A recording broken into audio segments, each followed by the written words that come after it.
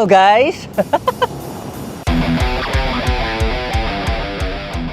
Mga mas natutunan noong 2023.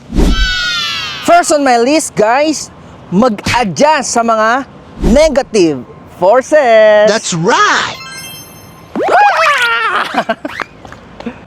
Pangalawa, magkaroon ng alone moments. Okay.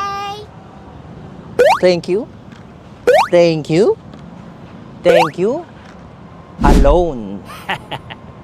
Pangatlo, intindihin ang mga tao, sitwasyon at mga pangyayari. Ba't ba ako nasa initan? Tsaka, excuse me nga. Pang-apat, life is hard.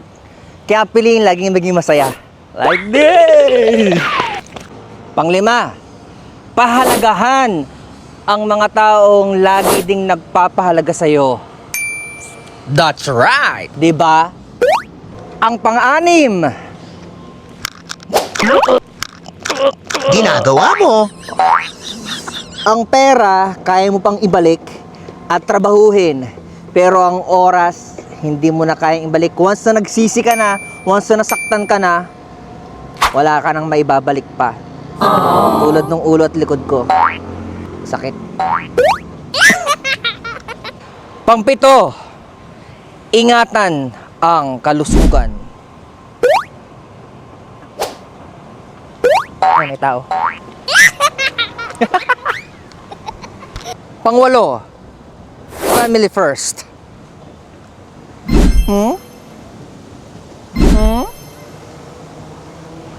Yeah.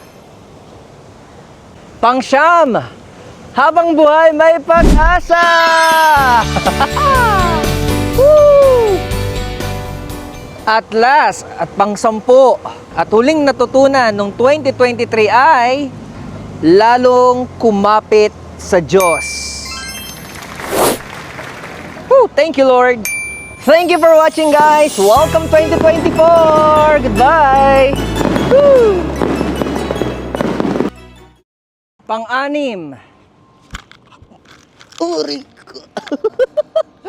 Kayang ngayong pangatlo, magkaroon